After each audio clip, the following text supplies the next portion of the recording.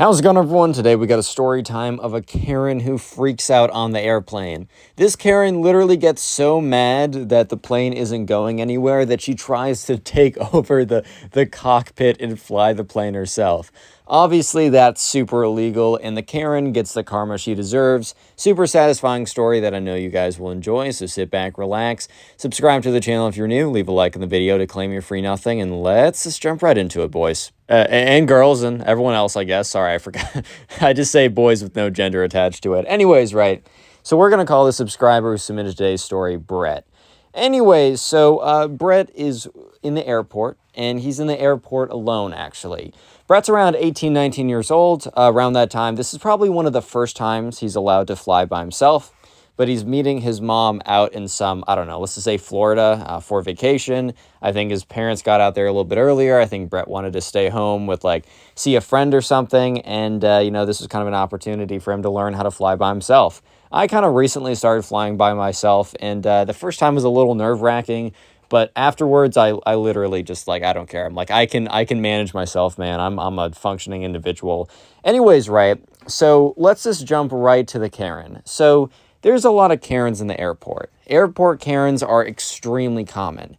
And sometimes that's because a person who isn't generally a Karen kind of becomes one because, I don't know, man. I don't know if you guys fly that much. I don't fly a ton, but I fly enough to know that, yeah, airports are mad stressful. I mean, you're constantly, like, worried about getting delayed, missing your flight, having layovers, running to the next spot. If things are delayed, if you have to, like, schedule travel, like if you have, like, an Uber schedule to pick you up or a ride service, if you're delayed by too long. There's so many things that could stress you out in the airport. A lot of normal people actually turn into Karens. However, there are some Karens that were Karens before, and dude, their Karen-ness just gets amplified like 10x.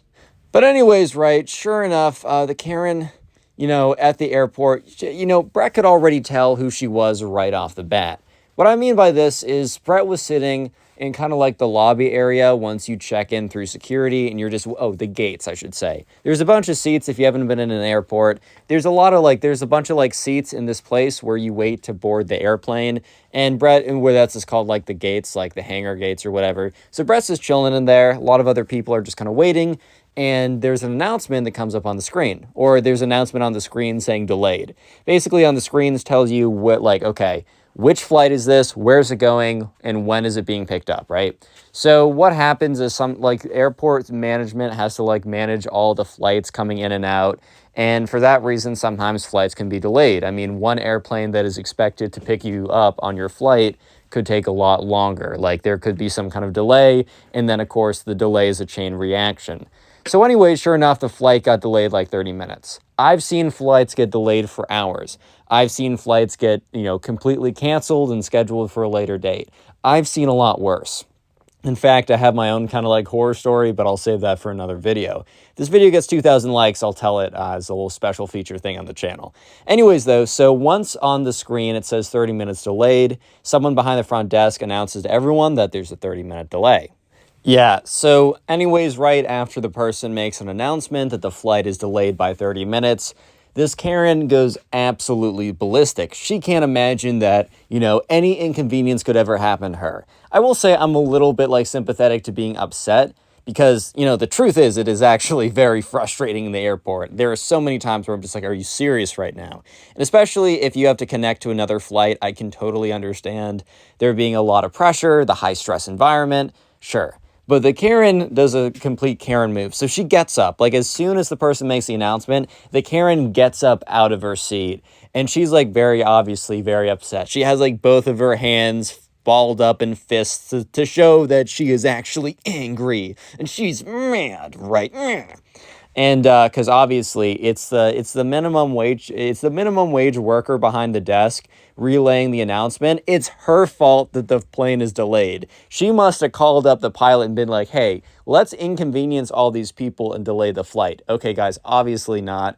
But it's funny how sometimes, like, this is just true, like, people who are just trying to do their jobs, you see this a ton with fast food workers. Like, Karens will come in and be like, this is all your fault. And it's like, ma'am, I'm just here to literally make like $8 an hour. Can you please make my life a little easier? Yeah, so sure enough, right? The Karen is very angry. Her fists are all balled up.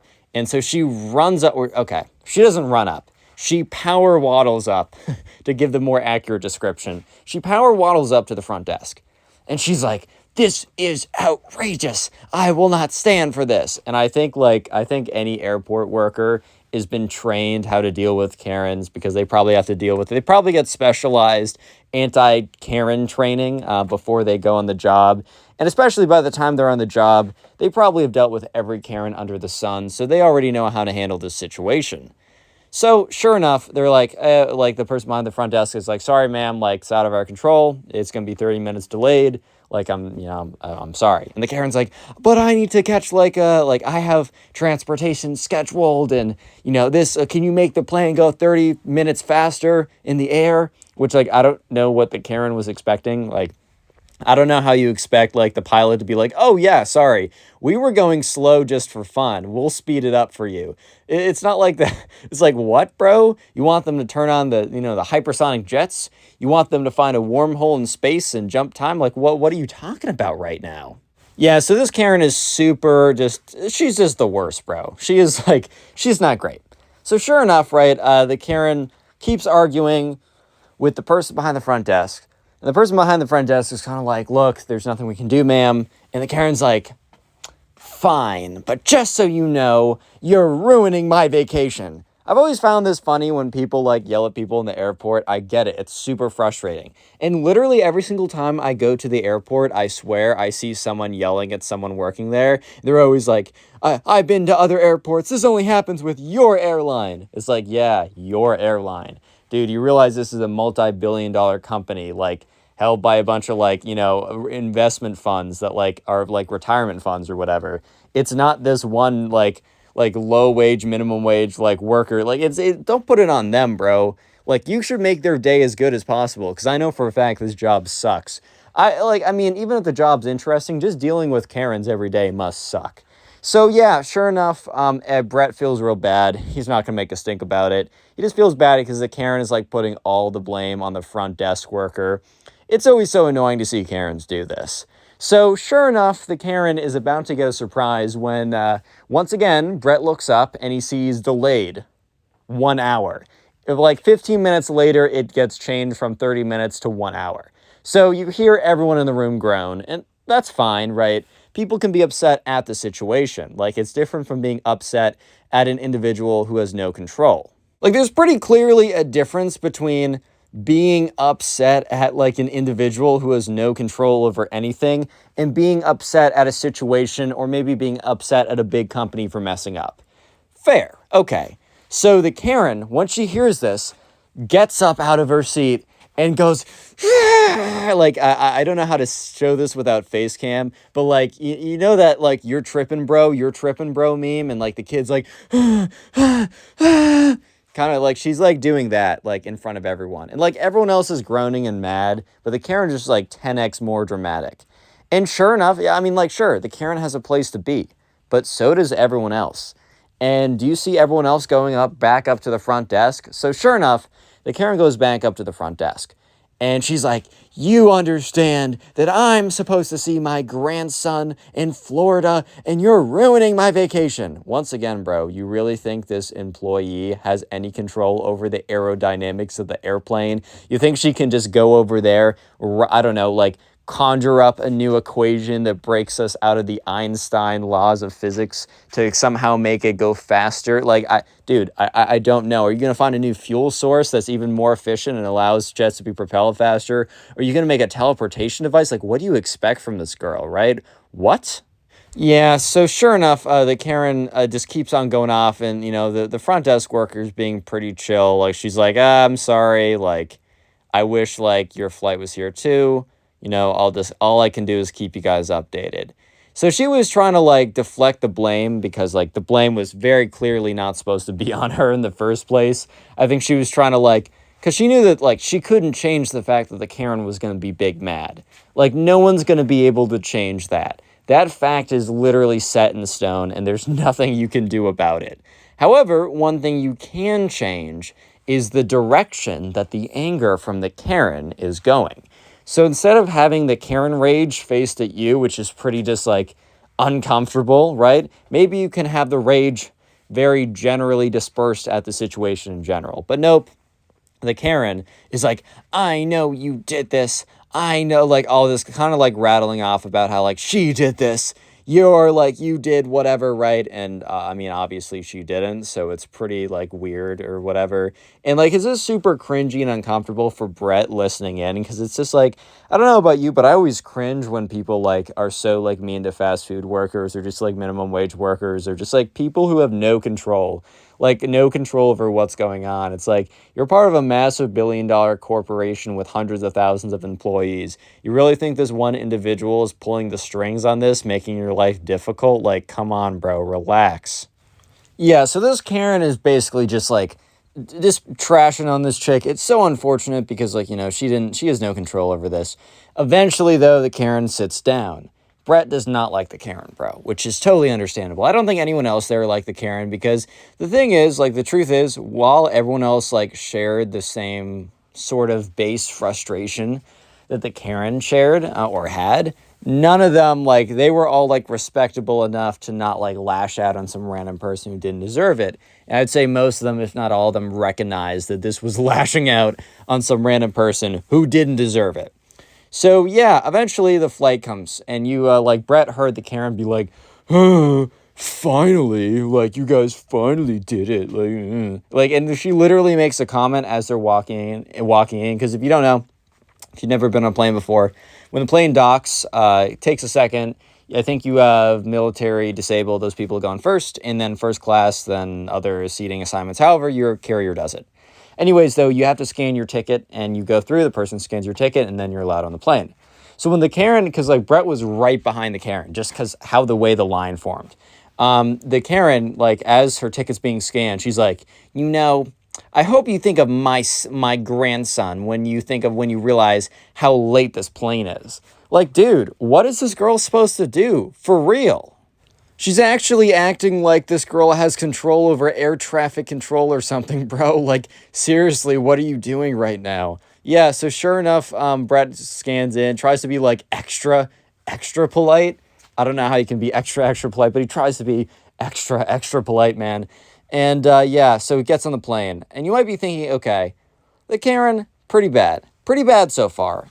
But I mean, as you can probably read, or you can remember from the beginning intro of the video, the Karen gets mad and tries to actually fly the plane, dude. It is insane. So anyways, they get on, and it's if you've ever been on a plane before, you know that getting on is a slow process, almost as slow as getting off, because everyone has to find their seat. It's a single file line. So then you have to put your stuff in the overhead container, you file in, someone's in the wrong seat, so then you have to pause the line as everyone gets up and walks out. You already know how it is. So, yeah, sure enough, the Karen is, like, making, like, like, all these, like, sighing noises. And look, everyone was pretty upset at this point. A lot of people were probably going to miss their flight, or they were going to, just a lot of things, like, it wasn't going to be good, right? It was going to be a tough situation for a lot of people. Missing their flight, just like being really late, just going to miss their connecting flight, a lot of reasons. People are upset, but it's just like annoying because everyone knew that Karen as the person who's overreacting like to the nth degree.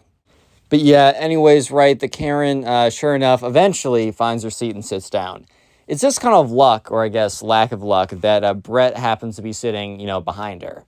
So if you don't know, once you get on an airplane, it's not like an instant, like, you get right in the sky. There's a whole process. Because the thing is, even if you get on the airplane, like, sometimes the plane has to wait. I've literally been grounded for, like, an hour before. Like, it's tough, bro. You get on the airplane, you think, all right, bet. I'm finally on the airplane. I'm going to be in the air, and I'm going to get to my destination. No more delays. But that's not the case, because they still got to, like, route you around. They got to figure out, okay, maybe for some reason, I don't know. But anyways, it was like the clock was running up. They were there for 10 minutes, 20 minutes, then 30 minutes, then 40 minutes. Yeah, so anyways, right, an hour passes. This is super frustrating. Brett's annoyed. You can just tell by the little kind of like murmur of bickering and chatter and just kind of the occasional disgruntled sigh coming every 30 seconds. People are upset. First of all, they already had to wait a long time, and now they have to wait even longer. I honestly don't blame anyone for being upset. I would be pretty mad too. But it's not as if I'm going to take it out on the pilot. It's not as if I'm going to take it out on the flight attendant, who I know just doing their job. It's not like the flight attendant is being like, stop the plane. I feel like sitting here instead. Like, obviously no one is doing that. So it's a frustrating situation, but it's one of those situations where it's like, you have the right to be frustrated, but just don't put it on anyone else, because like, it's not anyone else's fault necessarily. But the Karen, she calls a flight attendant over, and she's like, I demand to know why this plane is being grounded. And I think the flight attendants probably answered this question like 10 other times already. I think probably asked a little nicer. Like, people are like, hey, ma'am, can you please explain like why we are in the air, or something along the lines of that? Not the, I demand that you tell me exactly, like all that kind of stuff. Like, just don't be a Karen, bro. But yeah, anyways, right, the flight attendant says, hey, sorry, we're being grounded. Air traffic control says we can't leave. Which there's various reasons for this.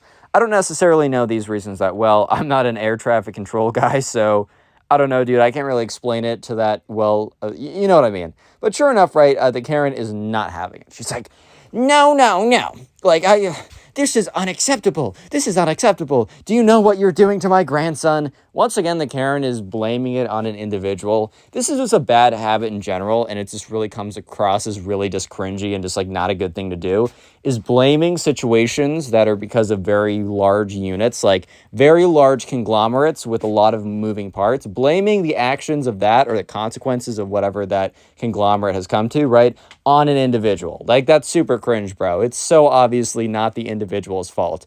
It's like, I don't know, you go to like, you try and return something at a store, and the person behind the desk's like, hey, sorry, our store doesn't have return policies. And then you're like, how dare you not let me return this? Do you hate justice? It's like, bro, this person's just following the policy, dude. Like, it's not like, oh yeah, minimum wage employee is really going to be the one who's like, oh yes, I love making you suffer. It's like, dude, they're just there and they're trying not to get fired. Because if they gave, like, I'm going on a bit of a tangent. Sorry, I'm side questing right now. But if like you got a refund on that, they would probably lose their job because they basically gave you stuff for free and went against store policy. So anyways, the flight attendant basically tells the Karen, sorry, it's out of my control. I wish we're in the air too. Karen's like, well, it says something, whatever, right? But the flight attendant leaves. The Karen then sits there, is like huffing and puffing and making a big scene or whatever. And that's when the Karen gets up out of their seat. So Brett is watching the whole thing unfold, and like, I don't know, Brett just doesn't really know why the Karen got up. I mean, you can use the bathroom kind of at any point. It's recommended that you only use it when like you're in the air or whatever. I actually, little mini story, I had to go pee so bad, right? I had to go pee so bad. And it's one of those situations, it's like guys can hold their pee for a very long time, but I've been holding it for a very long time. I drank a lot of coffee beforehand. It was just not happening, bro. So anyways, this happened like 6 months ago. The plane was descending. And when it descends, when the plane is landing, that's when things are turbulent. That's when it hits the ground. That's when you're supposed to be in your seat. Dude, I said, screw it. I got up and went into the bathroom. I had to lock myself in the bathroom and brace myself against the sides of like the bathroom stall as the plane was landing. Thankfully, it was a fairly smooth landing, but because I wasn't in my seat and I was in the plane bathroom, I was being splashed around all over the place. It was not a great situation. Anyways, though, so Brett kind of assumes that the Karen's just getting up to go to the bathroom. I mean, in all fairness, this would be a pretty logical assumption. I mean, the Karen got up. What else is she going to do? Try and take over the cockpit and fly the plane herself? That would be ridiculous. Oh, yes. Brett forgot that we were dealing with a Karen today. Anyways, if you made it this far into the video, real quick, go down the comment section and comment Karen down below. That'll be the secret word of the day. And while you're in the comment section, go ahead and comment or go check out the pinned comment on this video. There's a link to the Spotify in which I upload all these stories as podcasts, and I'm trying to grow my Spotify. So if you use it, consider listening to these on Spotify as well. And also a link to an animated story channel that I'm starting since it's very small. When you guys go over there, subscribe and watch the videos, it actually helps out a ton because little ripples make, big effects for small channels. Anyways, though, let's get back to what we're doing. Let's get back to the story time of the Karen who's about to take over the flight. So anyways, at this point, the flight attendants, for some reason, were all in the back of the plane. Normally, there's a few at the front and a few in the back. But for some reason, they had all congregated in the back of the plane, and for some reason, no one was up in the front. I think it was because the plane was down. They all had to go to the back. I don't even know why, right? But the Karen stomps her way up to the front. So the cockpit door happens to be open. I think the pilot was like, I don't know. I don't even know why it was. But the important thing to know is the cockpit door was open. And Brett watches in sheer disbelief as the Karen walks by all the seats, walks by the first class seats, walks by the bathroom, and stomps her way into the cockpit. Anyways, right, so the Karen pushes her way to the front and goes up to the cockpit. So Brett wasn't able to get a good view, like a really great view of what was going on, but he was able to hear it pretty well. So the Karen goes up there and says, "Why are you guys like not flying the plane right now?" And like the pilot's like, "Ma'am, please take a seat. You're not allowed in this area," because people are just not allowed in the cockpit area. So the Karen is like, "No, I demand an answer right now. I am a customer of insert airline, and I demand that I get an answer." The pilot's like, "Look, like you need to sit down right now or we're going to have to call security." So the Karen does something pretty crazy. She's like, "If you're not going to fly this plane, I am." And the Karen like pushes her way in. And remember, Brett is kind of sitting a little far back, so he's watching this because he's been watching the Karen the whole time. He doesn't see it exactly, but basically what Brett says is that the Karen goes in there, tries to take control of like the steering wheel. It's not as if the Karen knows what the million buttons on the dashboard of this jet actually does, but she just starts hitting stuff. And she starts hitting random buttons, and like she must have hit the oxygen masks. So basically, if the oxygen levels get too low for some reason, oxygen masks will fall down. But that is controlled by the pilot hitting a button. So she must have hit like the button for that, because like you're just sitting there, and then all of a sudden Brett sees the oxygen masks just fall down, and everyone is like super confused, and they all look up to where the pilot is to be like, "Bro, why are we getting oxygen? We're not even in the air." And they just see the Karen in there like fussing around with like kind of like, I don't know if she was like punching or pushing, or she was trying to like take control of the plane. Yeah. So anyways, right. Sure enough, the Karen, eventually the pilots like call down the security, and like all like four flight attendants drag the Karen out of there and like restrain her in the front. At this point, everyone like is looking at this. Some people are standing out of their seats. I'm sure there's a few recordings or something. I don't even know. And Brett is super involved. And the Karen's like, I was just doing my civilian duty of flying the plane. I don't remember the last time that any country has had like a code of like, yes, you should like not kill each other, you should be respectful, and you should take control over the airplanes with zero experience if you're kind of bored sitting there waiting to get in the air. Like, who said this, bro? Like, not my country, not me. Not me as a citizen, dude. Like, that's not a citizen's responsibility, bro. I hate to break it to you, but I kind of feel like people just know that, dude. I don't even know at this point, honestly. I don't even know. So they're basically explaining to the Karen like how illegal the thing she just did was. And the pilot makes an announcement saying, "Folks, I know we've been on the ground for a while, but I hate to inform you, but, we're going to have to take even more time now because, the Karen did just like we need to escort someone off the plane." And the Karen yells, "Who's being escorted off the plane?" And all four of the flight attendants just look at the Karen like, "Bruh, it is so obviously you, dude." And then Karen like starts to realize, and she's like, "No, I've waited long enough. In fact, I don't deserve to be kicked off the plane. I deserve to be in first class seats. You must upgrade me immediately." Yeah, so the flight attendants just look at her. And the Karen's starting to realize that she's actually going to get kicked off the plane. So she's like, "You know what? Because I'm feeling generous today, I'm not going to demand first class seats. Just let me go back in my seat, and no, your bosses won't hear about this. But if you do try and kick me off the plane, well, you're going to hear from, I'm going to contact the manager of this plane, and you're all going to get fired." And they're all just looking at her like, "Ma'am, it's time for you to stop. Like, you're getting kicked off this plane. Like, there's no question about it. You're done. You're done." So yeah, eventually, like, actual airport security get on the plane because they redock, or I think they're still docked. And she was taken off. And after about 45 more minutes, they eventually get in the sky. People have missed all their flights, super late, whatever. But at the end of the day, Brett gets there, and when Brett's mom picks him up, she's like, "Oh, how'd your flight go?" And normally you say, it was a good flight, or, person next to me is snoring, baby was crying, super bumpy, whatever. And Brett's like, you're actually not gonna, you're gonna want to listen to this one. How's it going, everyone? Welcome back to the channel. I hope you're having a great day. Today we have a story of a crazy Karen who thinks that laws do not apply to her, that she's literally a god, that she can do whatever she wants, and thankfully, right, karma comes and gets the Karen, and you just love to see it. I know you'll enjoy this story, so sit back, relax, subscribe to the channel if you're new, and let's call the subscriber who submitted this story Aaron. Real quick, I want to let you know, if you want to submit the stories for this week alone, you can only submit them to my Twitter account. It's on screen right now, and after this week, you can submit them to either my Twitter or Instagram. I'm just trying to get to 1,000 followers as fast as I can, so go follow my Twitter, and anyways, let's get right into the story.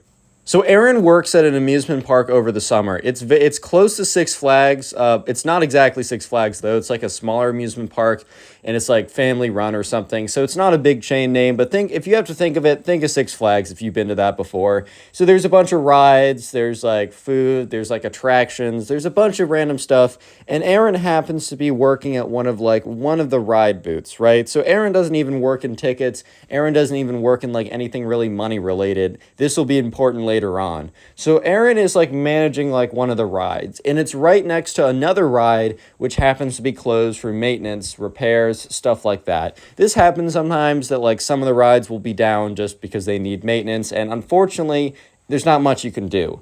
However, the Karen went there with her son and her like husband or whatever, and Aaron watched and just happened to see a family walk over and just kind of noticed that the ride was closed, and they looked disappointed. And Aaron felt bad about that because you don't want a little kid disappointed, you want a little kid happy. However, right, the little kid and the dad went away somewhere else, and that's when the Karen started approaching Aaron. She had like the Karen haircut, aviator sunglasses, the blouse on, the big like obnoxious flip-flops going flop, flop, flop, flop, and she walks over with her hands on her hips. And Aaron didn't know that this was a Karen exactly.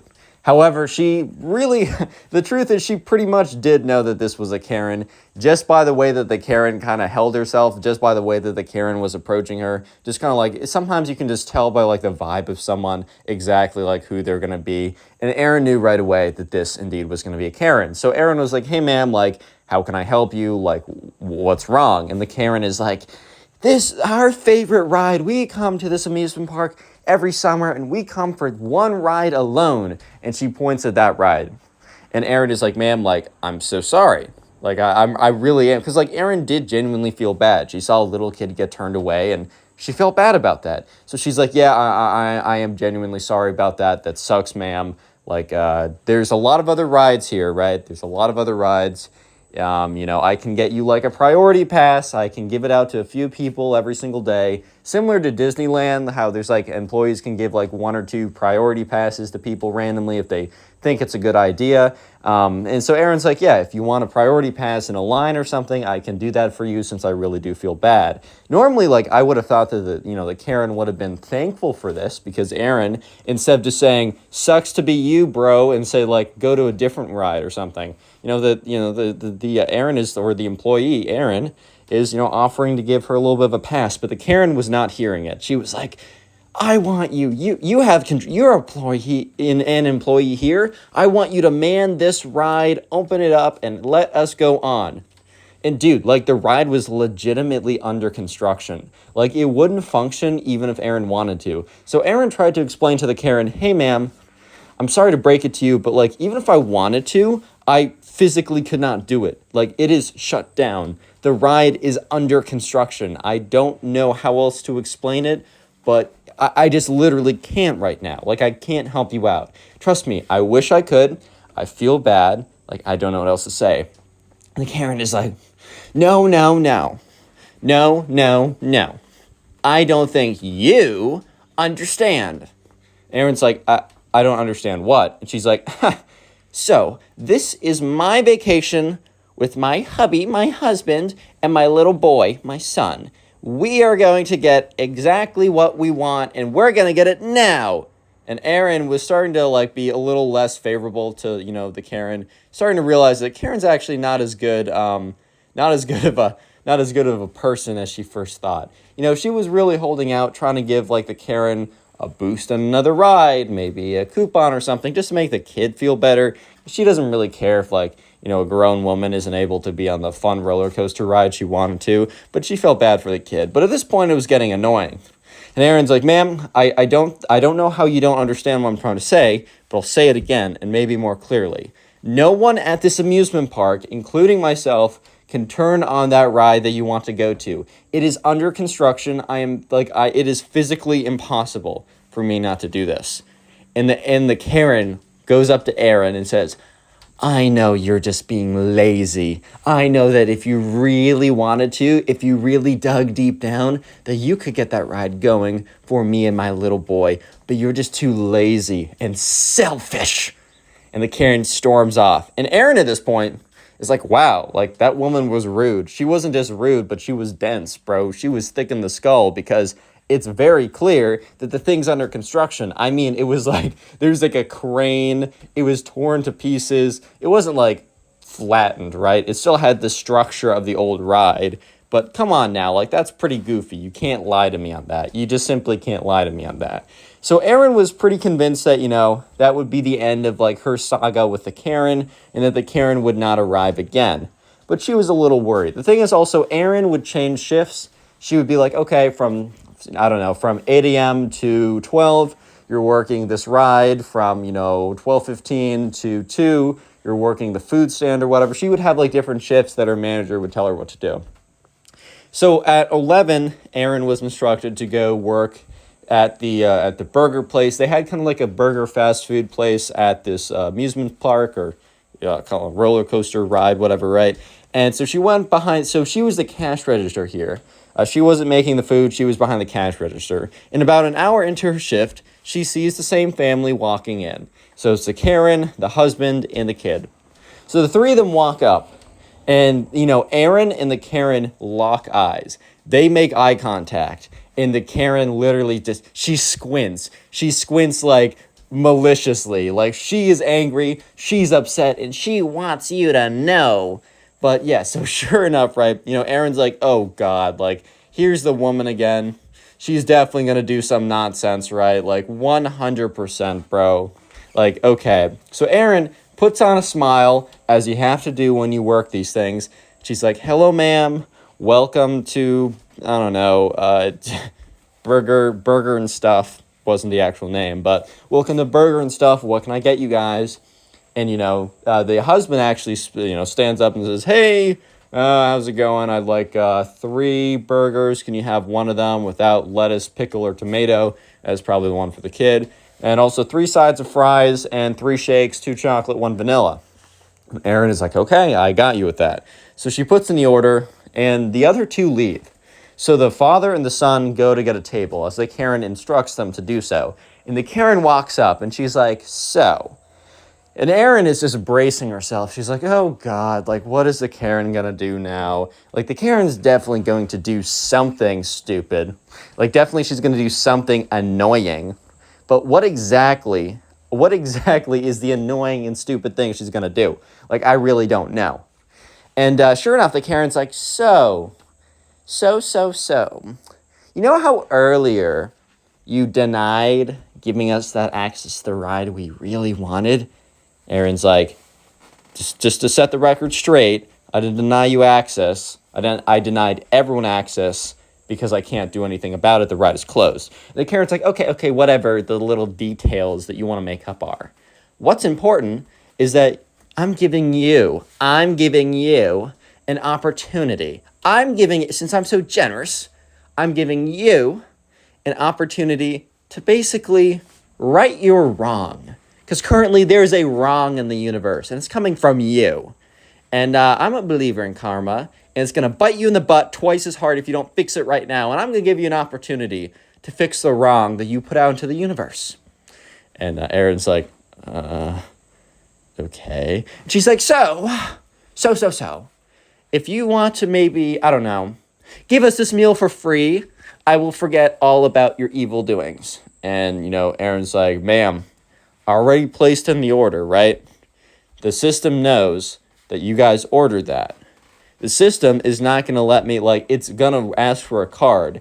And if I don't get, it knows that, the order went out. If I didn't, get a payment for it, that's on me. I'm not allowed to do that. Look, I still feel bad that your son isn't able to do what he wants. Like, I don't really care about you, if I'm being honest. And the Karen was like, oh my God. Oh my, you, and she's like, ma'am, but I do feel bad for your son. Maybe I can get him extra whipped cream, maybe in a cherry that we don't normally put unless you have the special sundae. I'll put that on his milkshake. Look, but I can't give you the meal for free. And the Karen takes her fist and goes, bump, bump, bump, bump, starts slamming it on the desk. And Aaron's like, ma'am, like, please, like, calm down. And she's like, you calm down. I gave you a fantastic opportunity to right the clear wrong that you have. You won't even, oh my God, I might faint. I feel, oh my God. And that's when the husband rushes over and he's like, honey, is everything okay? And the Karen's like, this evil woman, she's a witch. She's evil. And the husband is like, shame on you, ma'am. Shame on you. And Aaron's like, dude, what did I do? And he's like, I actually don't know. Because like he just rushed over. So Aaron explains, look, I'm sorry you guys weren't able to go on the ride that you wanted. If I could do anything about it, I would. I feel bad for your son. Your wife demanded I do something and I didn't do anything.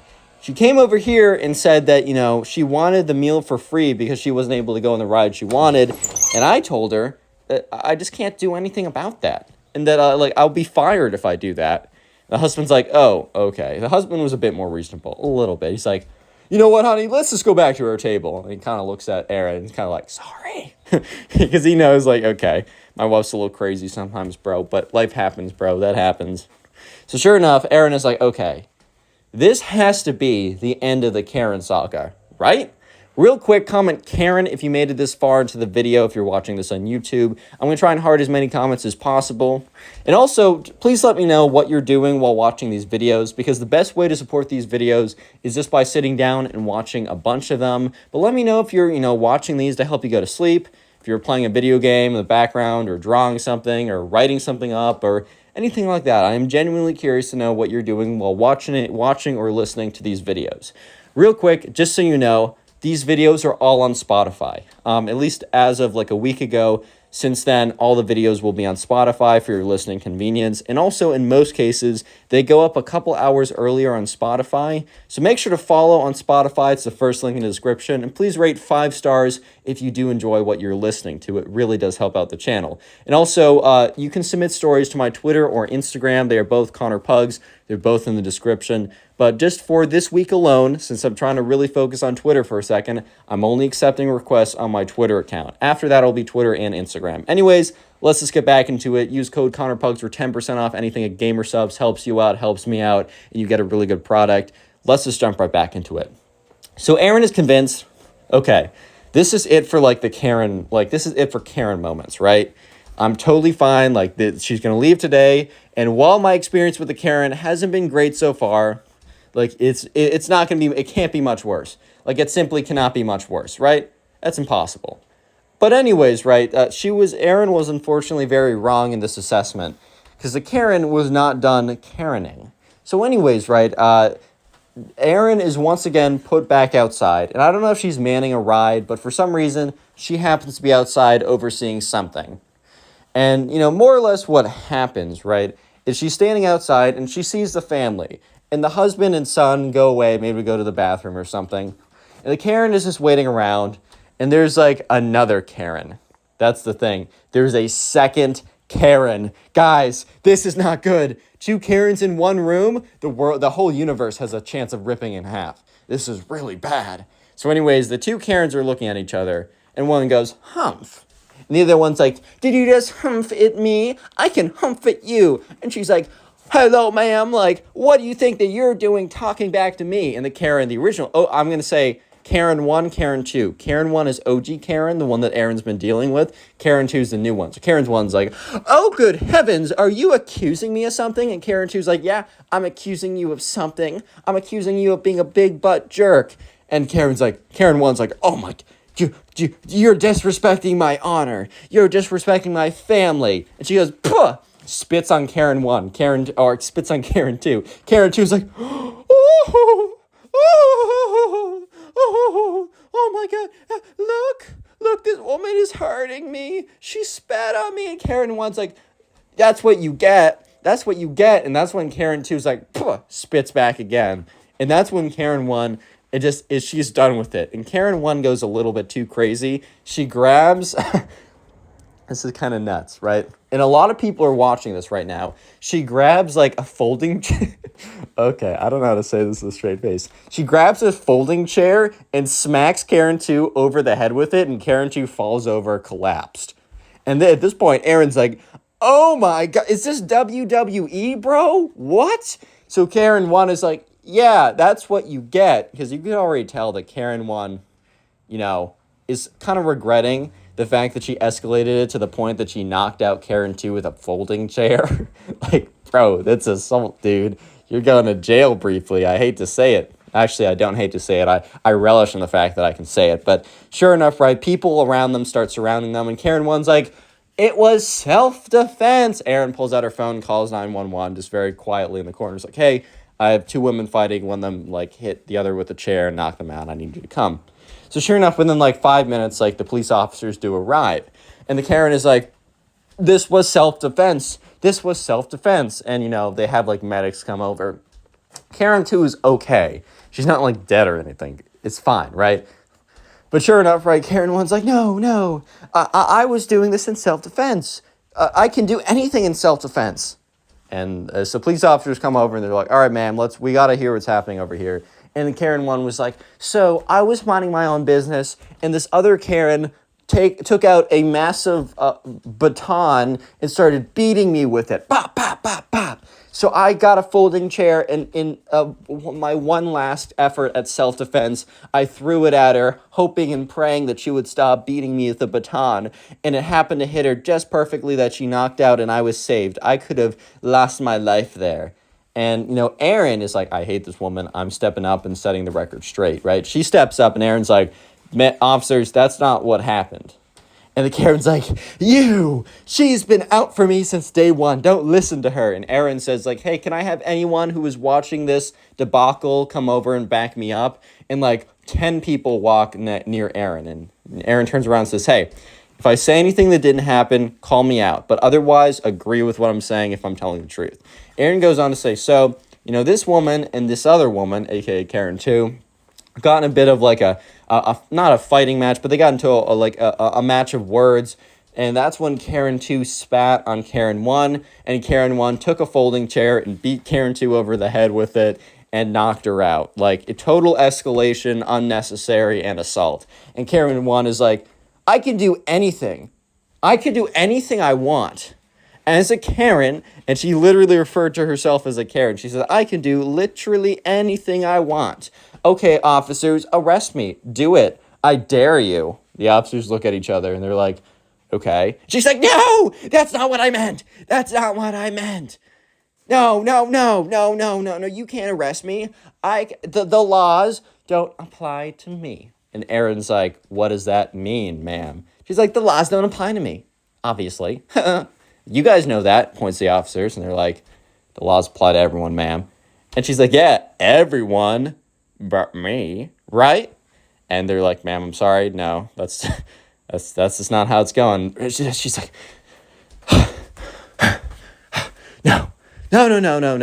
I'm positive. No, I'm not. Guys, this joke was hilarious. 10 out of 10 on the joke. You guys are jokesters. This is so funny. And they're like, ma'am, this is not funny. We're dead serious. We're gonna have to take you in at least. You at least at a minimum can't be here anymore. And she said, my family paid good money to be here. We just want to have a good time. And they're like, well, you can't beat someone over the head with a folding chair to knock them out. You just can't do that, ma'am. She's like, but I can do anything I want. What? And the officers are like, all right, this, yeah, okay. And they're like, all right, we're going to call for some backup. So the officer was like, all right, man, we're going to have to ask you to, come with us just in case when this woman comes back up, she wants to file charges. She definitely has the right to. We're going to need your, like, I don't know, your ID/license. We just got to file this down. And most importantly, we got to take you out of here just so you don't just so you don't harm any other guests or do anything like that. And she says, "What? No, no, you don't understand. No, no, I can break any laws that I want. What? No." And the police officer's like, all right. So they start to, like, very slowly kind of, like, push her out of there. And she says, "Oh, no, you guys are harming me. You're hurting me. No, somebody help, help, help." And she's, like, pulled out. So, like, 2 minutes later, there's still one officer there talking to people, figuring out what's going on, talking to Aaron. And that's when the husband and son come over. And this is kind of a tough moment because the son doesn't want to hear this, but, like, Aaron's like, "Hey, that's the father. Like, please talk to him. I'll, like, entertain the son or something." So Aaron goes over and entertains the son, and the police officer talks to the husband, and he's like, "Oh my God, I'm so sorry. Like, I'll do whatever you need, officers. Like, I love my wife, but she can be very emotional sometimes. She has a lot of character, a lot of personality," which, like, Aaron was like, "Okay, I don't think I describe a lot of personality as beating someone over the head with a chair, but I guess agree to disagree here, bro." So anyways, right, they eventually all leave, and the day is done for Erin. And Erin's still a teenager, so she goes back home because she works this over the summer, and her mom's like, "Hey, how was your day at work?" Erin normally says, "Good," and then just goes back to doing what she's doing, but she's like, "Good? Wait, Mom, I actually have a story for you today." What's up, guys? Welcome back to a brand new story. Today we have a crazy story of a Karen who thinks that the laws don't apply to her, so she starts breaking laws in front of the police officers. And let me just say that this is one of the most wild Karen stories I have ever received, and I know you'll enjoy it, so sit back, relax, leave a like on the video to claim your free nothing, and let's jump right into it. So we're going to call the subscriber who submitted this story Aiden. So anyways, Aiden was about 17, 18 at the time, and over the summer, he got a summer job working at this grocery store. So he didn't really have consistent hours, so sometimes he'd be working in the morning, sometimes in the afternoon, and sometimes really late at night. Like, this was one of those grocery stores that was open practically 24 hours a day. I don't know if it was 24 hours, but he worked a very late shift when this story started. He was at a very late shift. So this was like, I don't know, 11, 12 at night. So you'd have a few people come in every like 20 minutes or so, but it really wasn't rush hour, and he was also the only person in the store, which makes this Karen story even more interesting because this Karen decides to come in and start some problems when it's only Aiden. Remember, this kid's like 17, and she's about to give him the hardest time possible. So it all started as what seemed like a normal night. But as all these stories go, they do not turn out to be normal nights. So anyways, Aiden was working at the cash register. He was also in charge of basically anything else going down at the store because he was the only one there. So if someone needed, like, if something needed to be put back or anything like that, he was in charge as he was the only one there. But he was mainly manning the cash register at this point. So all of a sudden, at like 12:15, no one else in the store, no one else working there, no one else getting stuff. He hears the door open, so he looks over. And he sees this woman come in, this older woman. She looks very angry. She just has a look on her face as soon as she walks in. She just has this kind of look that you know that she's going to be trouble. Like, off the bat, you know that she's just going to be difficult. She's going to be a situation they know that she's going to be a situation from like the moment she walks in the door. That's honestly what it's looking like right now. So Aiden kind of looks at her as she very angrily walks up to his desk, and he's like, "All right, what's good?" And she comes up and says, "I would like to return this item." And she puts an item on his desk. And I don't know exactly what this item was, but I do have a description of it. It was beaten up. It was broken. It was heavily used. Aiden didn't even know if they sold it here, and she didn't have a receipt. Yeah, I'm going to say that again so I can let that sink in. The Karen was trying to return something that was clearly used so often that it's completely lost its function, whatever it is. It doesn't even look like something that Aiden sold at the store, and she also had no proof that she bought it from the store, aka receipt. So Aiden very calmly tells her, "Hey, ma'am, we do have a return policy saying that it has to like be in pretty good condition, and you also have to have proof of purchase, and this thing is definitely not in good condition. It doesn't look like you have any proof of purchase, and I don't even know if you're in the right store right now because I don't think we sell that here. And the Karen gives him this kind of look of like, how dare you question my authority? I'm your elder. You should do exactly what I say, no matter what type kind of look, right? So yeah, anyways, the Karen is just like responds to him, I got this from the store and I have not used it. I only used it once and it didn't work. I just want my money back.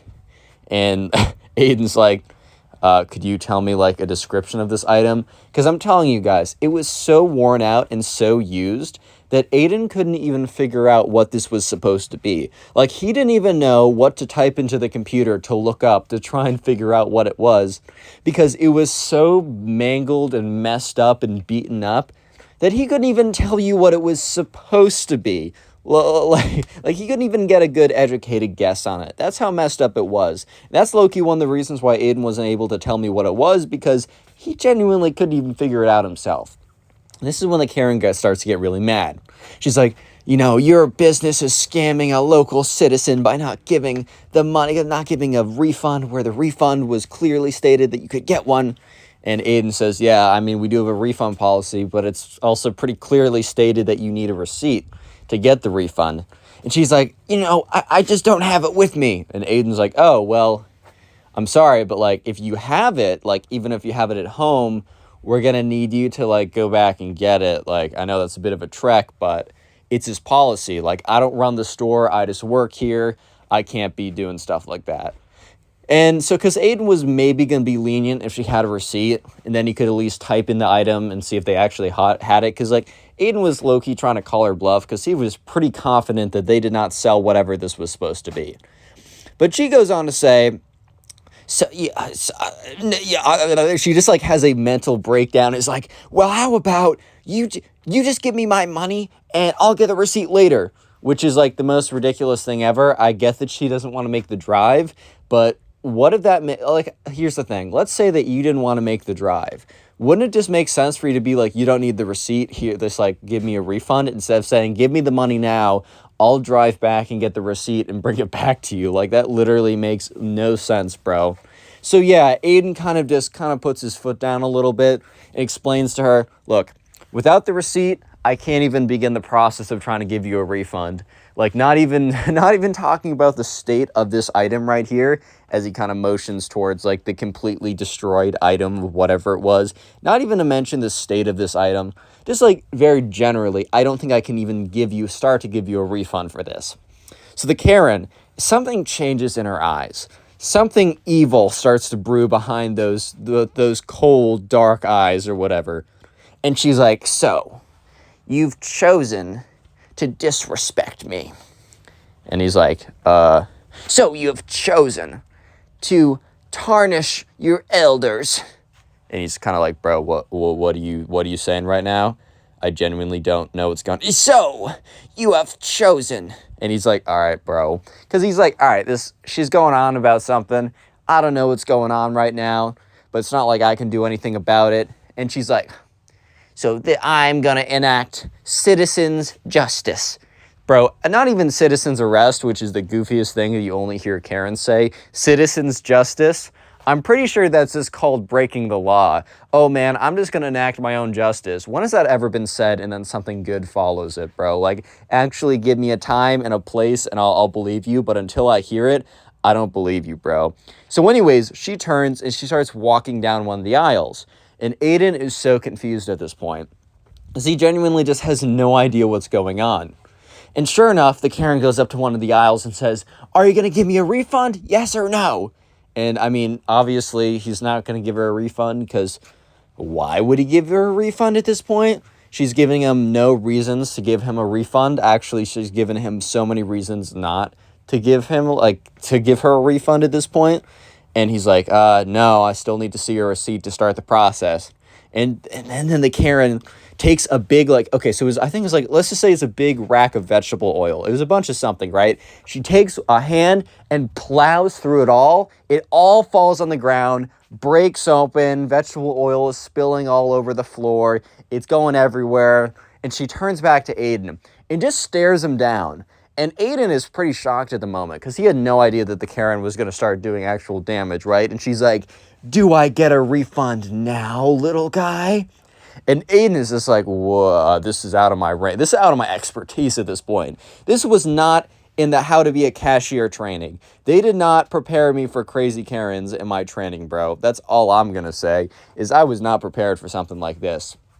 So sure enough, he's like, ma'am, I'm going to ask you to leave. Because in his training, I think he was told to, like, if anyone's, like, doing damage or breaking the rules or whatever, you can ask them to leave. And she's like, I'm not leaving before I get my refund. Give me my refund in full, and I'll consider leaving. So not even I'll leave, but I'll consider leaving if you give me exactly what I want. She was probably even going to do a little bit more damage after that too, bro, if we're being honest. Yeah, but sure enough, he's like, no, like, I'm going to have to ask you to leave. So what the Karen does is she goes on and just, like, destroys something else. Like, I think she finds, like, something glass or something easy to break. She picks it up, boom, smashes it on the ground, takes another one, lifts it above her head and says, are you going to give me a refund now? And Aiden's like, no. Boom, smashes it on the ground again, picks up another one. Are you going to give me a refund now? Aiden just looks at her blankly. Boom! Smashes on the ground. So you can see the pattern here. The Karen's just trying to destroy the entire place until she gets what she wants, right?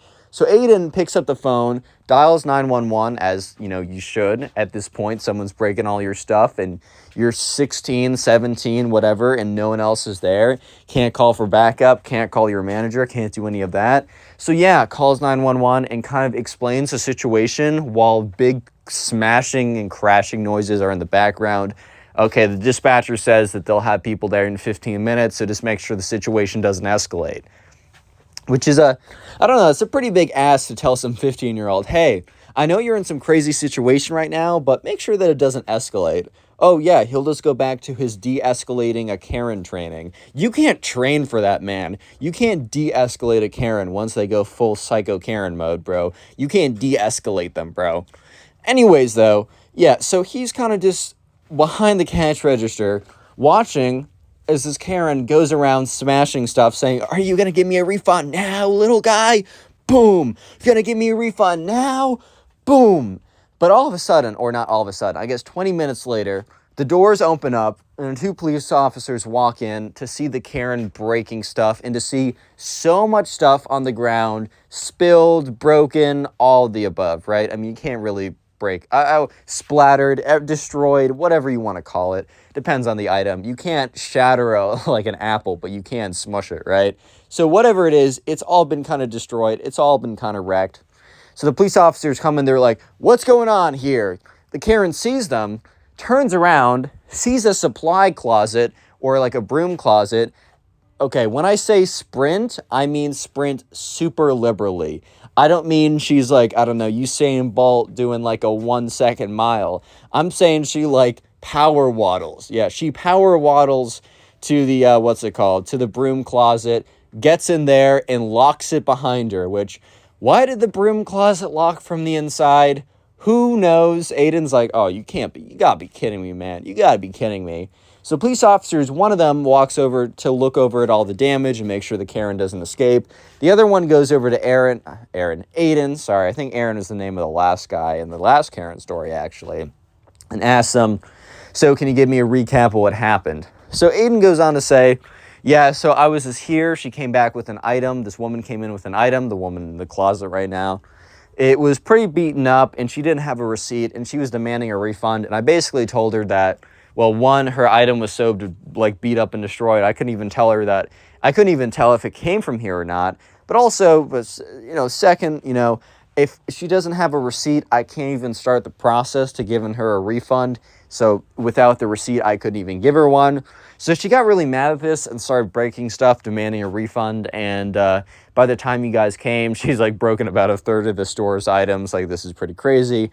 I didn't want to intervene, though, because I don't know what this woman's capable of or, how deranged she really is. Police officer said, okay, son, you did the right thing calling us and trying to keep the situation as calm as possible. We'll take it from here. So they both go up, and actually, Aiden stays in the cash register, but this is a fairly small convenience store, so he can't hear everything that goes on. So they go up to the broom closet, and they're like, ma'am, what's the meaning of all this? And she's like, that little rapscallion won't give me a refund on my items that I purchased from the store. He is stealing from the elders right now. And they're like, ma'am, first of all, he just works here. He can't make the rules. Second of all, it's pretty clearly stated, and there was a legit sign talking about refunds in the store. So it's not like the Karen had no idea at all. It was actually fairly clear, but anyways, they're like, ma'am, it's pretty clear from, what we're seeing, and they point to the sign, you do need, a receipt to get a refund, that's just kind of the deal here. And she's like, well, he should have known, I don't know, man. The Karen was just going on about something about how she deserved a refund and how it's so bad that she didn't get one or something.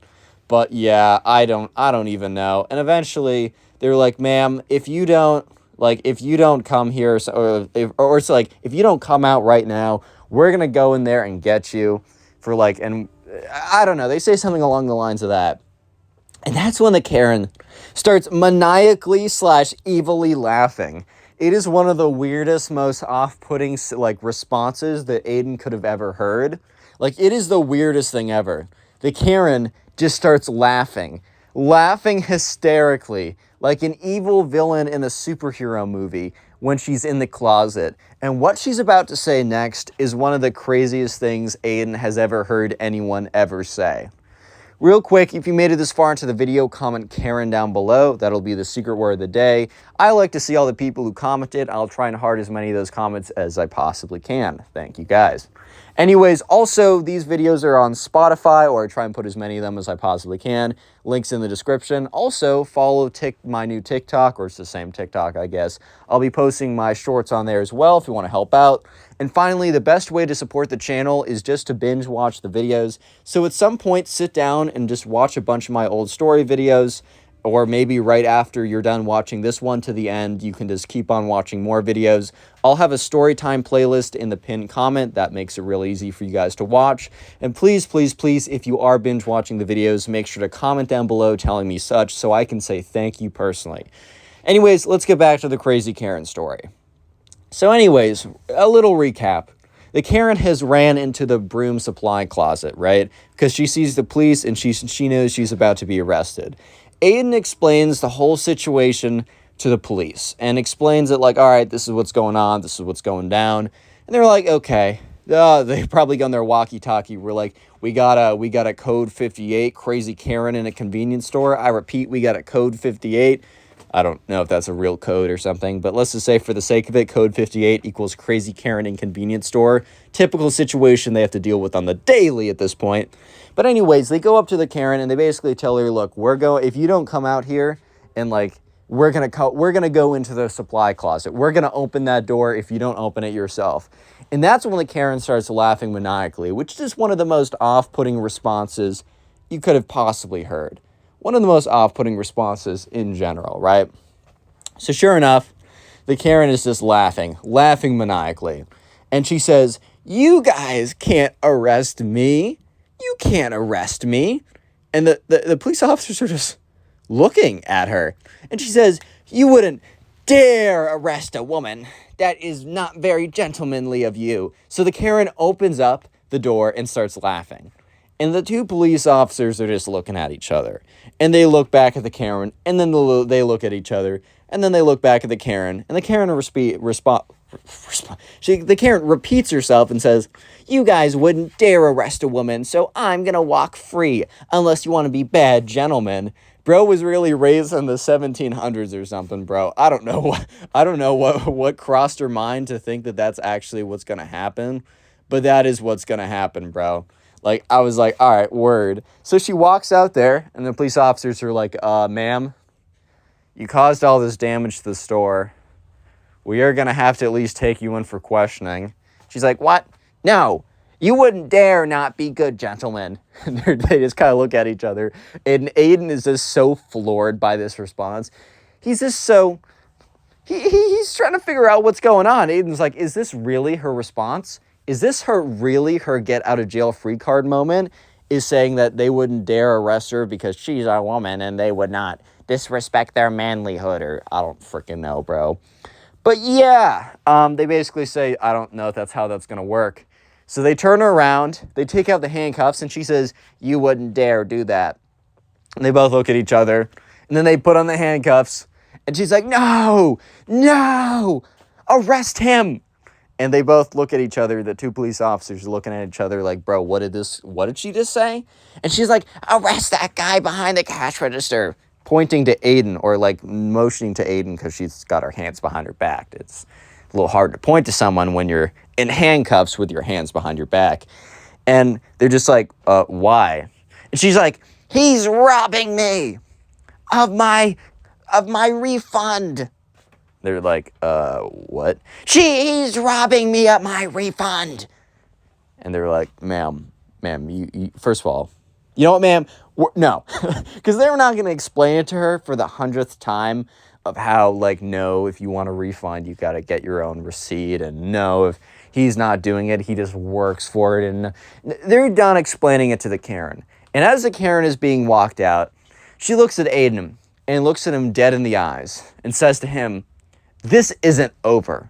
Mark my words.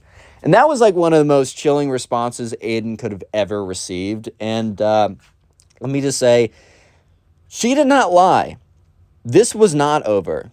And she was definitely not done. Unfortunately for Aiden, she was very much not done. Because she was about to return in the worst way possible. Fast forward 3 months. Aiden is still working here. It's like, it's kind of towards the tail end of the summer. So Aiden's like, this is like his last week or last 2 weeks or something. But he's almost done with what he's doing, right? And he's completely forgotten about the Karen incident. His manager came in the next day after the whole Karen incident, kind of gave him a thank you for handling the situation well. The shop actually closed down for a couple days to reassess or whatever. The Karen was like fined X number of dollars to repay for whatever, and she actually did, which is a little surprising, especially for what she's about to do. It's a little surprising she went through with it. She definitely had a change of heart, that's all I'm trying to say. But yeah, after about a week, they got the place up and running again, and Aiden was made like employee of the month or whatever out of the 3 employees they had. So wow, such an honor, man. But anyways, fast forward like 2 months later, 3 months later, whatever I said. This is like this is either the last week or second to last week that Aiden's working the shift. And, he just has completely forgotten about the whole Karen situation. And, he doesn't think much of it. He's kind of at the point where he's like, okay, I'm kind of wrapping things up. The Karen situation's in the back of his head at this point. And that's when he just happens to look out the window. And he just happens to look at a car that's pulling in. And he just happens to notice someone walking out of the car that looked oddly familiar. And he just happened to notice that the person who looked so oddly familiar was carrying a freaking baseball bat, bro. And that's when he realized that the reason why this person looked so familiar was that this was the Karen. Yeah, the Karen that got arrested and tried to destroy the entire store 3 months ago has returned in broad daylight with a frickin' baseball bat, dude. So yeah, immediately Aiden calls 911. Because at this point, the Karen has been told never to return, and if she does, there's going to be trouble. And she's also returning with a baseball bat. So at this point, it just makes a lot of sense for Aiden to get ahead of the situation. So while he's on the phone, he explains, like, this woman has caused damage before. She's appeared in the parking lot with the baseball bat very suspiciously. I just would feel better if someone came, because I can almost guarantee something's about to go down. This is kind of a local police department. So I think the person even literally remembers what happened before. So, they're like, okay, yeah, we got you with this. Don't worry about it. And, sure enough, the police are coming, but the police, it's going to take like 15, 20 minutes So Aiden's a little nervous right now. But there's another cashier there. He's not the only one at the store at the moment. So he yells at them, says, "Hey, we got trouble." Person comes up. He's like, "Oh my God, who's that?" And Aiden looks at him and says, "You know that Karen I was telling you about that one night?" And the guy that Aiden's working with looks at him in a look of disbelief, like, no way that's the same person. And Aiden has to break the bad news that, yes, that is the same person, and that person is coming at them with a baseball bat. Yeah, not looking good for both of them right now. So anyways, right, they're both like, okay, what is she going to do? And the Karen makes eye contact with Aiden. Aiden makes eye contact with the Karen. And the Karen starts bursting out into laughter as she approaches the place with a baseball bat.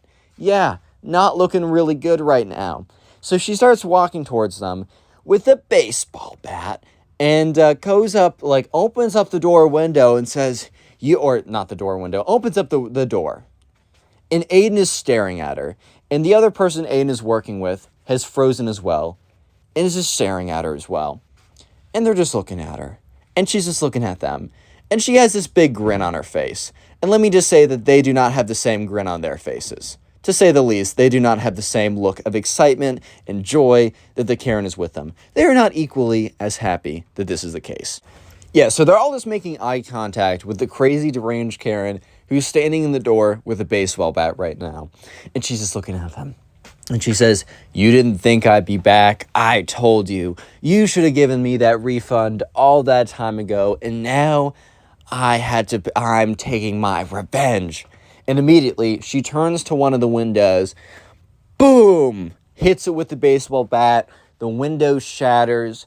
At this point, Aiden's real scared. Understandably. Because look, when the Karen was destroying stuff in the store, he was really afraid that it was going to get out of control. But at that point, she was really just breaking stuff with her fists and throwing it on the ground. Like, he really thought, okay, if the Karen comes swinging for me or something like that, it really wouldn't be that big of an issue because, I don't know, I'm not too scared. But now that Karen's coming in with an actual baseball bat, that's kind of just a different story right there, bro. That's low-key just a different story. If she swung at him and made contact, dude, that could do a lot of damage. I don't care if she's barely able to swing it. I don't care if she doesn't have the strongest swing. I don't care if she's not, in the MLB. I don't care if she doesn't bench press 325, bro. It doesn't matter. She still has a baseball bat. That's a weapon right there. So Aiden kind of backs up. He makes sure to keep his distance with the Karen, and him and his co-worker are trying to keep their distance, right? And they're just waiting on the police to come. So the Karen is yelling at them, "Should have given me my discount, should have given me my discount," while slamming the bat into windows, basically clean the cash register right off, because she took a clean shot of the cash register with her baseball bat. Boom, thing explodes, $10 bills fly everywhere. And then she starts going into the aisle, boom, boom, starts whacking stuff. And that's when the police officers get there. So the police officers get there, they're alerted about the Karen, and I think one of them was actually there last time. So they know about the Karen. And they see her swinging around a full-fledged freaking baseball bat. So they're definitely on edge at this point. And they're just like, "Freeze!" And the Karen turns around, looking all deranged and crazy, with an actual baseball bat, right? She has a baseball bat out, that's pretty bad. So they're looking at her, and she looks at them, and she says, "Make me," which was probably one of the worst responses that you could have given to two police officers when you're holding a baseball bat, because one of them does make her. Pulls out the taser, which, look, you got someone swinging around a baseball bat. I'm not going in to sit down to have a polite conversation either. I get where he's coming from. Taser, zaps her, immediately goes to the ground. This Karen's not... this Karen isn't some kind of Iron Man, and he was hit with 2 bullets, and he stood there unfazed, cue whatever music. No. If you're hit with a taser, you're going down, bro. So yeah, Karen collapses, baseball bat goes on the ground. One of the police officers rushes over to separate her from the baseball bat, puts her in handcuffs, checks her to make sure she doesn't have like any other weapons or something like that. She does not. The other police officer goes over to, once making sure that the Karen is like contained or whatever, goes over to Aiden and his coworkers, ask, hey, are you good? Did she hit you with a bat? Are there any damages to you or whatever? You guys good? They basically say, yeah, we're safe. Like, we always kept our distance or whatever. And, yeah, one of the police officers who was there last time is like, is this really the same woman that was here like 3 months ago? And, at this point, Aiden recognized this guy from being there 3 months ago. He's like, yeah, this is the same woman. I haven't seen, and, he says, have you seen her over the last like 2 or 3 months or however long ago it was? And he says, no, like I have legitimately not seen her since. She also, the money went through that, like she was charged for all the damages she did. She paid it through. So we kind of thought that we'd never see her again, but I guess not.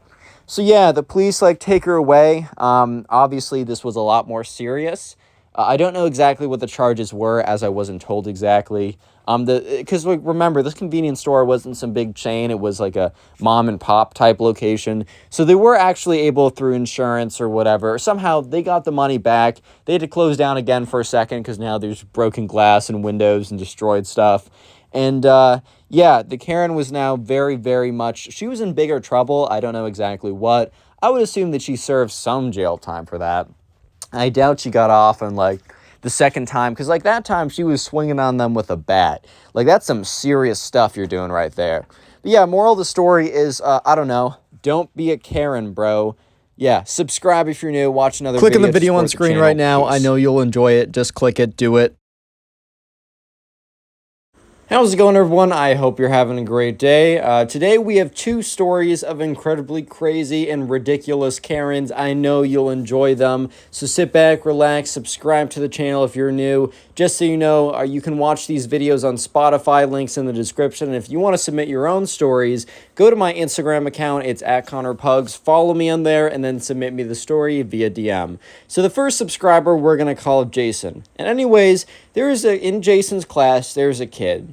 And this kid was kind of a little bit entitled, but the reason why he was entitled was because he had a massive Karen mom. Like, and I don't mean like massive physically, I don't know that, but like she was such a Karen, like the biggest Karen ever. And so anyways, right, there was a test that was coming up. It wasn't even that big of a test. It was kind of more like a quiz, but you had to do like 10 minutes of studying to be good for it. Like maybe some kids need to do 20 or something. But the average person in the class needed to do 10 minutes of studying to know like the 5 or 6 vocab words they were going to be quizzed on, right? And the thing was, this kid who we're just going to call the entitled kid, the entitled kid just didn't feel like doing that 5 to 6 minutes. You know what? Sometimes I've not studied for quizzes in class that I really could have easily studied for. And at the end of the day, that just sometimes happens. We all make mistakes.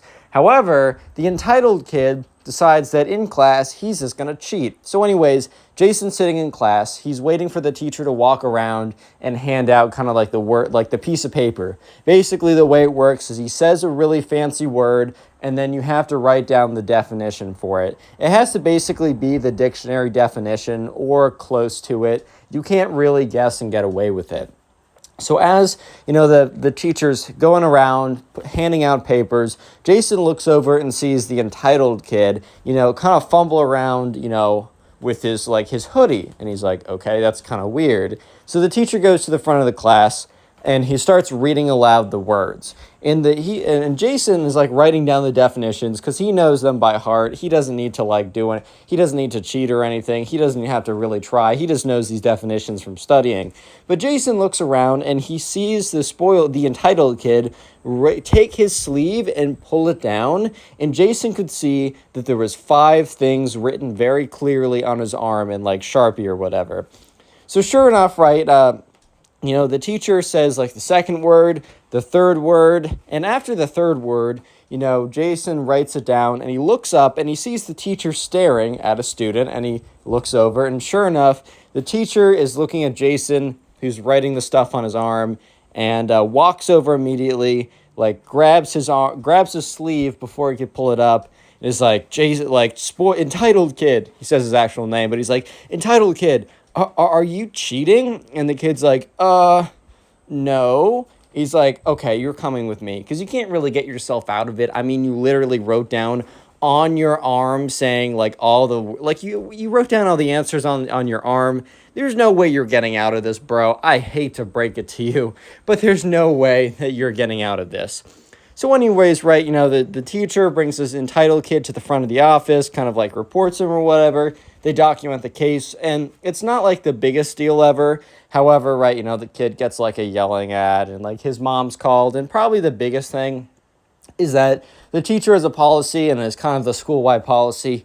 If you're caught cheating, you get a 0. And the thing is, right, it wasn't a huge assignment. Like, look, getting a 0 on anything when it comes to your grades is not a good thing, right? It will definitely bring down your average significantly. However, it wasn't like a major assessment that was going to keep him at an F or a D no matter what he did. He was going to be okay. However, the entitled kid's Karen mom was not a fan of this, and she went really, really far. So anyways, skip ahead to the next day. Jason and all of his friends and everyone at the school, they're sitting in this kind of like auditorium type place because it is like the school meeting. They have it every Wednesday morning where basically the principal comes on stage, says any announcements. If the school has any like performances, like, I don't know, the arts or theater or something want to show off or something, or they have a special guest speaker, it's kind of just a time once a week where the entire school comes together and kind of just goes over everything. However, this kind of like, we're going to call it a morning meeting, went super crazy and went super wrong because it was hijacked by an insane Karen. Anyways, right, so Jason's just sitting there. He's not really thinking anything of it. One of his friends is actually talking about how the entitled kid, like, I saw him, like, I was in, like, Mr. Marsh's math class, and I was sitting by the door seat, and I was able to see him dragged out by the teacher, and, like, the entitled kid was, like, saying that he wasn't cheating. The teacher was like, dude, you have it, like, written on your arm. Okay, maybe the teacher didn't say dude, but you know what I mean? And the kid goes on to say, yeah, and I heard that he was, like, his mom was on the phone with him, and she was yelling, and the kid got a 0. Jason's like, yeah, dude, that happened in my class. It was pretty crazy. So anyways, right, the principal goes on stage, is like, hey, school, or like, I don't know, Springfield Elementary, Simpsons reference, right? Welcome to, like, it is, like, January 14th, happy Wednesday, today's announcements are, and that's when someone storms on stage. It's a woman with a Karen haircut, so you already know what's coming, right? A woman with a Karen haircut, aviator sunglasses, a big flower dress, a bag on her shoulder, and these little shoes, right? Goes pop, pop, pop, pop, goes on stage and snatches the microphone out of the principal's hand and says, I am entitled kid's mother, says the actual name of the kid. I'm entitled kid's mother, and I'm making a public announcement that I am suing this school for malpractice, which I don't think that was the right word, but whatever. And everyone's like, what? And then, like, everyone in the audience is kind of talking. They're like, what, bro? What's going on? And the principal is looking at her. So obviously, this was not part of the itinerary. The principal is like, okay, first thing, I come on. And then second thing, this woman decides to randomly ram on stage and say she's suing the school. And third thing is the arts performance. No, this was crazy. This was out of the blue. And the principal looks at her and is like, ma'am, like, I don't know who you are. What is this? And she said, I am entitled kid's mom. And yesterday he was falsely failed on an assignment where he deserved a 100% because he was going to get all the answers right. You have a corrupt staff here, and I'm going to sue the school for every penny that they have. And the woman literally starts, like, running, doesn't run off stage, but, like, angrily, like, stomps off stage. And everybody turns to Entitled Kid, because Entitled Kid was sitting in the audience. And Entitled Kid is literally just staring straight ahead. Like, kids are talking at him, they're pointing at him. He's not paying any attention. He's got laser focus in front of him. He's just like, all right, tunnel vision. I'm not paying attention to any of it. So Jason turns to his friend and is like, dude, what? And his friend's like, yeah, I can't imagine this is actually happening. Like, this is going way too far. Next day comes around, and we go back to Jason and Entitled Kid's English class where this whole thing went down. So Entitled Kid wasn't there that day, and it was, or at least in the beginning, Entitled Kid didn't show up. And the teacher addresses the class. He's like, hey, class, we're going to go into, like, a regular content in just a second, but, I got to address the elephant in the room. Most of you, I assume, and I hope, that were at morning meeting yesterday, and you probably witnessed, something that is kind of related to our class going down. A mother of one of our students, who happens not to be here, coincidence, I think not, has decided to sue the school for, me giving her son a 0% or failing him because he was cheating. That is a school-wide policy. In fact, I think many schools have that policy. I do not think the lawsuit will go through, but I just want to let you guys know that some of you guys might be asked of your perspective. You might have to do some interviews, and there might be some lawyers present coming around if this goes anywhere. I really don't think it will, but I just thought I'd let you guys know. In the middle of the sentence, door goes boom, door opens up, and two lawyers walk in with the Karen mom and the entitled kid. And the Karen mom is like, "Hello, Mr. Davenport." And he's like, "Oh, hello, Miss Entitled Kid." Or, "Hello, Miss Karen." And she's like, "I and my two lawyers will be accompanying my son today in your class." And they all four of them go to the back of the room. The Entitled Kid sits down. The Karen sits down. And the two lawyers just kind of stand there awkwardly. And the teacher's like, "Okay, ma'am, did you run this through with the front of the school?" And she laughed. She's like, "Ha ha ha, why would I need to run it through the front of the school? I'm suing you guys. All of your assets and money and employees will be mine soon enough. So does it really matter?" And he's like, "Ma'am, this is disruptive to the class. I don't think I can teach in this environment. Did you run this through at the front of the school?" And she says, "I was planning on just suing the school, but if you make me mad enough, I will sue you as an individual as well." And the teacher's like, "Ma'am, please, for the sake of learning, for not just your son, but all of his classmates, can we please not do this? I don't know why you need a lawyer here. Maybe one lawyer, but do you all need to be here?" And she said, "You're making me quite mad. Teach." And the teacher's like, "Okay," and he makes a little note to himself, probably to call the principal, make sure this doesn't happen again. But Jason, it tells me that this is probably the most awkward English class he has ever sat through. This might be the worst English class that he has ever been through in his life. Because he's sitting there, the teacher is super uncomfortable at this point. Teacher is super uncomfortable, and, everyone's just staring. No one's paying attention to him. They're all turned around looking at the lawyers, the Karen, and the Entitled Kid. And the Entitled Kid isn't even paying attention. He's on his phone. But I don't think the teacher was trying to stir up any more controversy. Because imagine the teacher's like, "Entitled Kid, get off your phone." The Karen would be like, "That's blasphemy. Sue him for all he's got, officers." Or, I don't know, she'd do something stupid like that. So yeah, sure enough, they actually try, bring it to court. So that over the next couple weeks, the Karen files an actual complaint in front of a judge. And a lot of the rest of the story is not from Jason's firsthand account. It's just from Jason's mom, Jason's friend, and what he's kind of heard around. So there's going to be some details that might not have actually been true to the story, but it's just what Jason was told. So basically what Jason was told was that, what happened was that, the Karen tried to bring it to court, and it was brought before a judge. And it was filed incorrectly or something. So they get there, and it's the teacher, it's the school administration, and then it's the Karen and the lawyers. And the Karen goes on, the judge is kind of like, "All right, let's hear what it is." And the Karen goes on to say, "Yes, Your Honor, my son was caught cheating in class." And he's like, "Okay. And he was failed improperly. I'm suing the school for all it's worth." The judge is like, "What?" And she's like, "Well, no, you didn't hear me. They failed my son, so I'm suing the school for all it's worth." "Well, that doesn't make sense. What part of that do you need clarification on?" And the judge is like, "Ma'am, you can't, that's not a thing. You can't sue the school for that. That's nonsense. You don't even have, a reason to sue them." She said, "Well, because they were very distressing to my son." And he's like, "Do you have any, psychological documentation?" She's like, "No, just look at him." And the spoiled kid, or the Entitled Kid who's apparently sitting there, is kind of like, "What, bro? Do I really look that bad? What are you talking about? Pause, bro, what?" And sure enough, the judge is like, "This case is ridiculous," and they throw it out.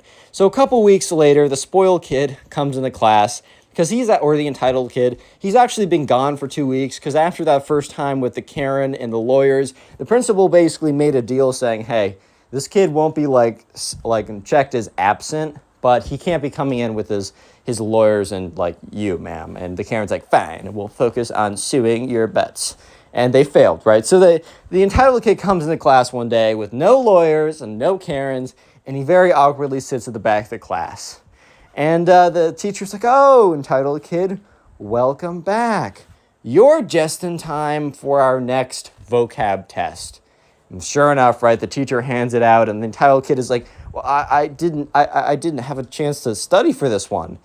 And the teacher is like, hold his breath a little bit. He's like, well, isn't that just too bad? So the second story, I'm going to call the subscriber Josh. And Josh and his subscriber, Josh was younger, and, Josh and the subscriber, Josh and his mom, Josh and the subscriber, they decided to set up a lemonade stand. But if you don't know, to, like, sell stuff like that, like, you need, like, permits or something, technically. But the truth is, who's going to care? It's a little kid with a lemonade stand. So anyways, Josh is out there, and he has his lemonade stand, and he was planning all weekend to set it up. So it was a really big deal to him. Like, it was really cool. He went and bought the lemonade, or the lemons, and the sugar, and the water, and the pitchers, and he got all the cups, and he got the cardboard cutouts, and the pens, and he decided the prices. And basically, his parents were like, okay, we'll pay for everything you need, but, like, we're going to need the money back that we spent. You get to take anything extra. So they made sure they did the math with him to make sure he made profit. So this was cool. This is, like, first little business experience, and he was really excited. So they decided to put their lemonade stand on the corner of the block that they lived on, and people and cars would drive by and walk by, and many people stopped because Josh was a little kid, and he was, like, super cute or whatever, and they're like, oh, sure, whatever, we'll buy your overpriced, terrible lemonade to make that little boy smile. You know how it is. And that's when the neighborhood Karen very, like, entitledly walked over. I don't know if that's, like, an actual word, entitledly, I don't think so. But if it is, if it's not, we're going to make it one, and we're going to apply it to the walk. She was walking super entitled. Whatever that means, imagine it, and that's what it is, right? So she was walking over, and she's like, hello there, young man. You guys are selling lemonade? And the mom's like, yes, ma'am, would you like some? She says, no, these prices are quite ridiculous. Which, like, dude, shut up. But, the mom is like, oh, okay, well, I'm sorry, we can't do business. And Josh was, like, all sad or whatever. And she's like, you know what? Show me your license. The mom's like, what? And Josh is kind of like, in his head, he's like, what's a license? She said, you have a stand, you have a food stand, you're selling stuff to other people on my block. My block, of course, whatever. Show me your license. What's your vendor's license for operation here?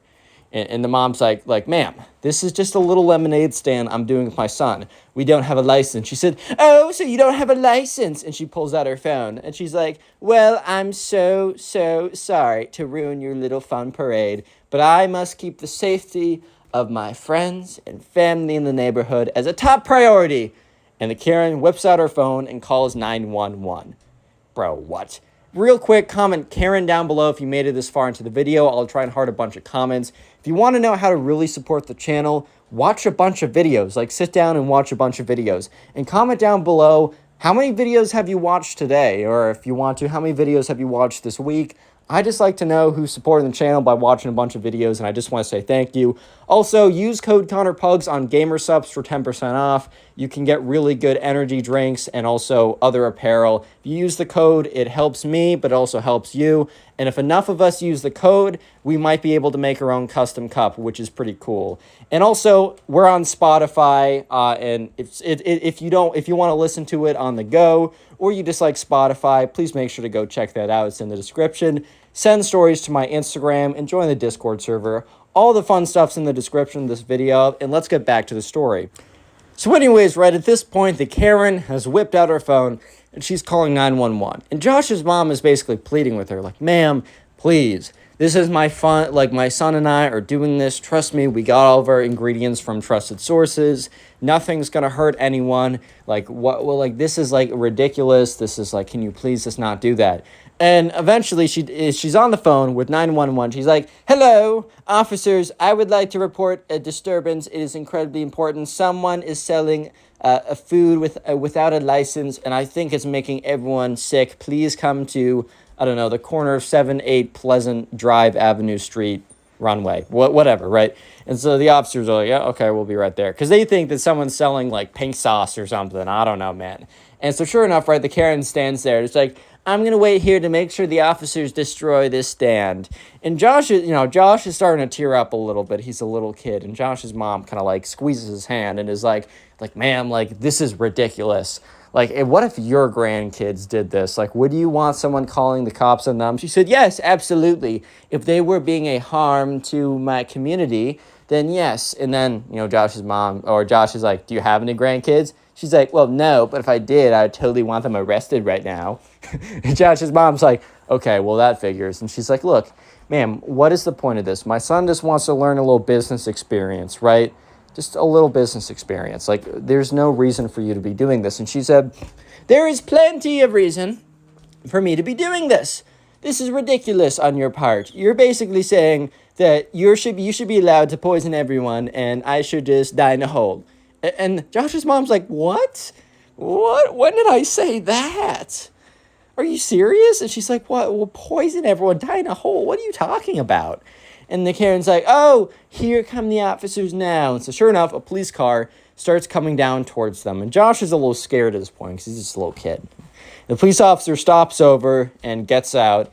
And he's like, I got a call about an unlicensed vendor. And the Karen's like, officer, right here, officer. I'm the one who called.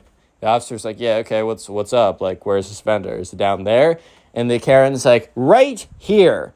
And she points to the lemonade stand with the little kid who's crying and the mom. She says, tear down this lemonade stand. Kick it down. Destroy it. They don't have a license, officer. They don't have a license. The officer, with his sunglasses on, his big bushy mustache, is just looking at the Karen. He's like, ma'am, did you really call me over here to bust down a little kid's lemonade stand? And she says, but officer, they don't have a license to operate like this. They're super illegal. And the officer's like, ma'am, I'm not going to shut down a little kid's lemonade stand. Normally, the 911 line is used for actual emergencies, not busting this little kid's fun day. And the Karen's like, what did you say to me? He's like, you're wasting my time. She says, say it one more time. And the Karen waddles over to the officer. And the officer's like, yeah, you're wasting my, boom. Karen literally socks him in the face with her, doesn't actually do that much damage because she's like a Karen and has zero power, right? But the officer, she's like, that's what you get for disrespecting your elder. In the middle of that, officer turns her around, puts her in handcuffs. She's like, what? What are you doing? This is ridiculous. I'm not the one breaking the law. And she's like, what? And the officer's like, well, actually, you just socked me in the face. I'm pretty sure that's illegal. Okay, he didn't say pretty sure. She's like, yeah. He's like, yeah. He's like, yeah, you just socked me in the face.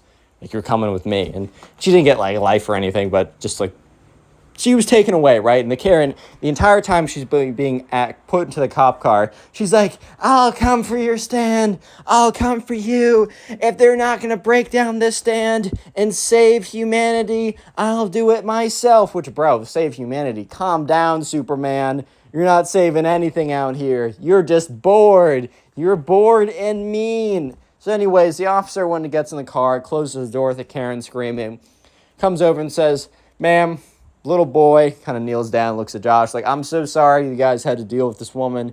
Like, yes, technically, you need a license to be a street vendor, but this is very clearly not an operation like that. Like, if we get any other calls about you, we'll try and dismiss them, but I'm sorry you had to deal with this today. And he said, oh, lemonade for $3? Yeah, you know what? I think I could get a glass. And you hear the Karen go, bum, bum, bum, bum, banging on the glass. Be like, no, it's poison. It's poison. Bum, bum, bum, bum, bum. The officer's like, okay, whatever. And he hands the $3 over. And, Josh's mom looks at Josh. Is like, hey, Josh, like, why don't you pour the nice officer a glass on the lemonade? And Josh goes over, pours in the lemonade, hands it to him. And, the officer takes a sip. Is like, oh, wow. This is really good. Thank you so much. Anyways, guys, have a nice day. And the officer drives off with the Karen. And no, the Karen was released later that day. Like, it wasn't actually that big of a deal. But yeah, they pulled down their stand in time, and apparently Josh's mom told them this later, but Josh's mom was walking their dog when she saw the Karen standing where the stand used to be, because they took it down after a couple of hours. They only planned to do it for like 4 hours or something. And the Karen was like waving her fists and yelling or whatever. Apparently the Karen, once she was released, immediately went back to the scene, probably to try and kick down the stand herself, which is kind of ridiculous. But hey man, Karens be Karens. That's just Click on how the it video on goes. screen right now. I know you'll enjoy it. Just click it, do it.